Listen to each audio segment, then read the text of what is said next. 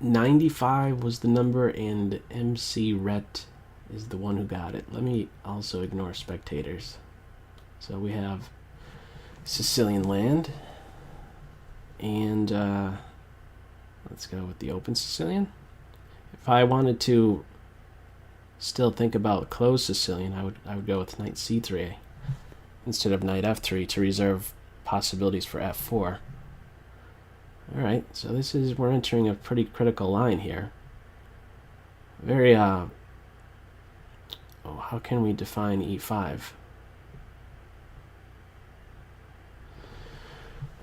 Well, critical line because of the great weaknesses that are left behind. d6 I could jump into. d5 is the main one where I have support. And I think I'm going to go right after just knight d6 and pick up the bishop pair. I think what's more normal is maybe the knight f6 move, and that's something I could reference after the game. But so I have the bishop pair now. I'm going to try and keep black from getting in d5. Do I have something better than avoiding the queen exchange? I know that sounds really weird because I'm a big fan of trading queens, but I think it's best to actually trade still. Trade queens. And if I play knight c3, I have some concern about c2. I would really like to play c3 to stop the knight from causing any havoc or any trouble. And is it worth that time? My other thought is knight c3 to prevent this advance. Or actually, what about bishop here? Yeah, I could do that too. Bishop c4. And maybe I could just bump my king over. I don't know how much I would really have to worry. Yeah, let me play bishop c4. I don't want to play knight c3. Let me do this. Oh, you know what's gonna happen? You know what's gonna happen? Bishop c4 and knight b4. And by the way, my opponent better not be listening, right? This is muted, isn't it? I hope so. Okay, so bishop c4, knight b4. Threatening c2, and then d5 is prepped. Well, okay, that's fine. If you're gonna do that, do it. If you're gonna do that, do it. How's that for advice? If you're gonna do that, do it. Great advice right there. Great advice. I guess, in a way, d5 could still be played even on this move. That's interesting, like, because switching that move order, it's something I've referenced before. Knight b4 with d5, or what about d5 and then knight b4 stuff? Maybe after an exchange on this square. So now I'm going to make sure this knight doesn't bother me. And I'm assuming that this move was played to expand with b5, and then I guess the bishop's going to go to b7. And let me back up. This is a move I'm going to have to be aware of. Knight a5, especially with the bishop on b7. The knight would hit the bishop, and then the bishop would be hitting the pawn, but I do have a convenient reply of bishop c2. I wonder if I should keep my bishop on this diagonal, so a4 comes to mind. To meet knight a5 with bishop back, but now this issue here. Let me develop. I guess when I play, I guess this d5 could be played, and I can't really stop it, can I? So you can't have it all, can you? You can't still keep this pawn backward and be playing with the bishop pair. So let me develop in this way. I'm doing this to reinforce this pawn. I'm assuming d5 will be played. My rook will come to life on the e file, and also my knight can now pivot on f1, which is allowing me to complete development. That's all I'm really looking to do right now, is finish my queenside development. And let me get my knight out to its most natural square. This rook is currently tied down to the defense of the knight. If pawn push to defend here, this knight is then in a pin, and I could look to pile up on it. Although I guess this is a convenient reply, knight a5, to kick my bishop off of this diagonal. So f6 is maybe kind of alright. You certainly have to be very concerned about throwing one of your pieces in voluntarily going into a pin. How else to defend this pawn, though, is actually maybe a more important question. How else do you defend it? You can't come over. This rook is already tied down to the knight. If knight a5, I just snip. I'll give up a pawn. I'll give up my bishop pair if I could be getting a pawn, and I believe that is the best move. All right, so rook here. Actually, my knight is all of a sudden is sort of out of play, isn't he? It sure does seem that way. I'm also down on time. I'd really like my knight on this square. Did I really never consider knight e4 to c5? Shame on me. Shame on me. Can I really do that? Can I really switch gears like this? I think I could. I think I'm developed enough to maybe try to get my knight on this square. Maybe somehow supported with my bishop on e3. Alright, let's go. Knight c5, and then this is going to be incredibly awkward for black. And I think that I can get that in. In fact, if knight a5, I think I'm okay with giving up my bishop.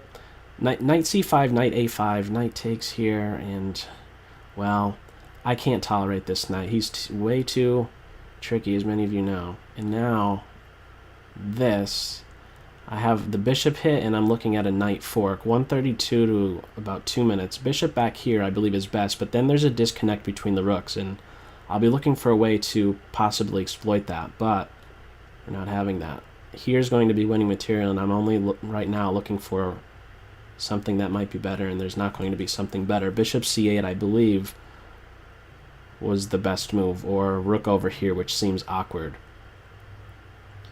This is winning material. In fact, black has to now walk into a discovered attack. King here. Yeah, otherwise here you're lined up with the bishop. So knight takes here, and then just get all my pieces working, and I could even avoid the knight takes bishop move. Let me get on the 7th rank. My only concern as far as king safety is to do what? I just need to make sure I get castled. Okay with giving that up. So flight square wise, I'll be looking to play to a dark square with my king. So I'll look at the move f3 or h3. I might want to do what? Yeah, I might want to just do this one because it does two things. It's a dark flight square for my king, and on top of it, it is blunting this bishop's diagonal from putting pressure on g2. At this point, these positional factors that I'm referencing really aren't going to carry as great a weight since there's a material deficit, but nevertheless, it is still doing those two important things. So let me give check, and now he's falling. King is quite limited. Going here as a counterattack is available. I'm going to take this pawn. Actually, no, I'm going to go here. I don't like my technique. I don't want to allow this rook activity. I'm strictly pawn grabbing at that point, and maybe I'd be a little bit safer if the king ran over to h2. I'm really tempted to just take this knight. And give back material, but I'm not going to do that. So I'm looking at potentially b4 in some type of a mating net against the black king. I don't have to play for some mate, but it seems like he's running short on squares, so it's a very real possibility. So let me just get rid of that knight. Rook here, I play here. Stop any counterattack. That's my main goal at this point. I don't want any complications. Interrupt material, keep it really, really simple. Right here, activity was just, or there was a coordination on e2. And oh, I was already on that bishop earlier. Did I miss that? We both missed it. I don't know how many moves it was missed for though. And then just cut the king off and then run. For me. No stalemates. No stalemates is the last thing. Alright. Good game, MC Rhett. I believe this was the first time that we played. It's hard to keep track. Alright, but let's go back here. and see if either one of us could make improvements here. So this is a... it's not as Sveshnikov without knight f6. I'm forgetting the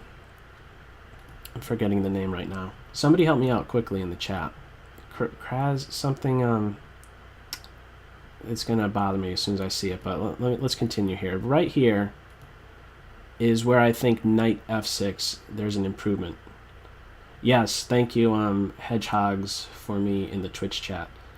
Kalashnikov. I knew I would know it when I when I saw it typed out there. But okay, so from this position, this was my first thought. When you did play bishop c5, I was thinking, I was used to seeing knight f6, so I immediately started to wonder what were the differences between the two. And as it turns out, with knight f6, you're that much faster with your development, because what was your bishop's journey in this game? He went to c5, I played to d6, and he went to d6 again. He made 2 moves, and then I recaptured on d6. Whereas I'm going to go to d6, pretty much whether you go here to c5 or to f6. If you play knight f6, I believe I still jump in there. You take, I take, and you're 1 move quicker. You're a step ahead with your own development. So that's just a quick way you could be saving time by not playing here. Just keep your bishop home and be prepared to capture the knight in 1 move instead of 2. That's a time saver really quick.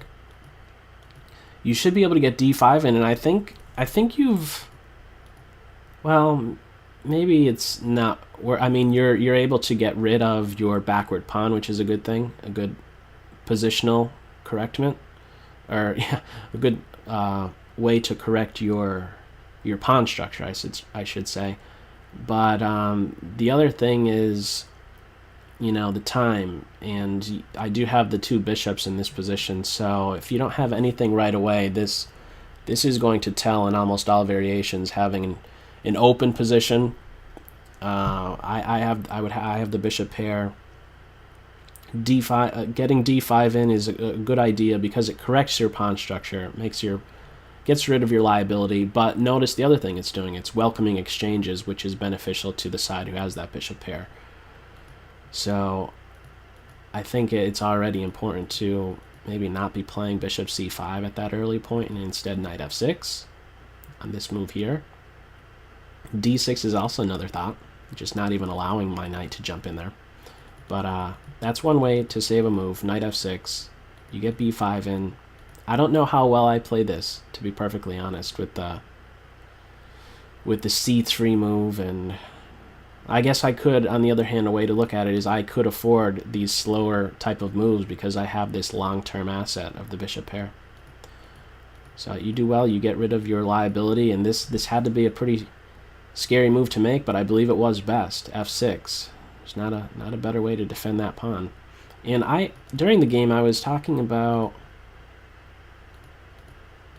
oh, here, yeah, I played knight f3, just throwing it to a natural square, hitting this pawn. But even knight e4 to this square right away, I ended up backtracking. So this is something else that I should have been considering, knight e4 to c5. These dark square soft points on the queen side, when you're playing b5, I wasn't really saying it to myself during the game, but as soon as you're doing b5, what should come to mind for me a bit more is this c5 square. I don't necessarily have to have a support point for it in that of a pawn or a bishop, but whenever you give up your dark square bishop and you're moving your pawns like this, which isn't necessarily a bad thing, but I should be more focused. My thing is I should be a bit more focused on the queen side and these dark square possibilities for this knight in particular on c5, and that's where I ended up winning the material. It became very difficult, and it had to have been tough, a tough decision, right? Getting your king here seems natural. King here, but maybe it's important to do something different. Maybe there's a more aggressive way to get out of this pin. This is what you can classify as a strictly defensive move, getting out of a pin, knight to f8. You get out of trouble, but what about something more aggressive where you kick the bishop off of this diagonal and you keep your king as is? King to f8, notice how it leaves him vulnerable, so eventually there might be some bishop moves where you're then having to react yet again. King h8 is something you don't really want to do either, because then you still suffer from the, well, you still have to cope with possibilities for back rank mate stuff. So maybe knight to a5 at this point, bishop c2, and kind of go from there. That would maybe be an improvement. Yeah, actually, yeah, how about that? Knight a5, bishop c2, knight f4, like you did in the game. And then I have to be concerned about knight takes pawn here, as well as your knight jumping into this d3 square. Yeah, I think this would be a much better continuation, knight a5. Oh, but you know, I was saying it during the game, knight a5, I wasn't going to move my bishop. I was still going to go with knight here, with then jumping into c5, but again, maybe knight f4 would be there. What ended up happening? You moved your king, I jumped in, and then you played there, and I was there in time. Yeah, that's the thing. That's the thing. Knight a5, if I'm moving the bishop, then you could come to f4 freely for just a one moment without being able to be captured by my bishop. So I'd probably be going with knight to a5 here. Once my knight was on c5, it's very easy to go wrong, and it did go wrong. Bishop c8 was necessary to save material, but I think you'd still be experiencing some problems just looking at it from a structural standpoint. As soon as this capture is made, you have an unhealthy majority of pawns on the king's side. I have a perfectly healthy majority, which means I can a bit more easily create a passed pawn 3 versus 2, but never really got to that point. Got the material edge and was just trying to not complicate when there was that material edge. All right, good game, McRet.